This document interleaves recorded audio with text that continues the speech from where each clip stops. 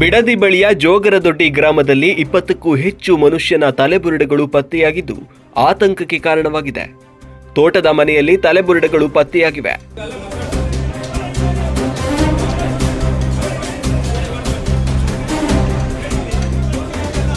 ಬಲರಾಮ್ ಎಂಬ ವ್ಯಕ್ತಿಯ ಮೇಲೆ ಬುರುಡೆ ಸಂಗ್ರಹದ ಆರೋಪವಿದ್ದು ಮಾಟಮಂತ್ರಕ್ಕೆ ಇವುಗಳನ್ನು ಬಳಕೆ ಮಾಡುತ್ತಿದ್ದರು ಎಂದು ಗ್ರಾಮಸ್ಥರು ಆರೋಪಿಸಿದ್ದಾರೆ.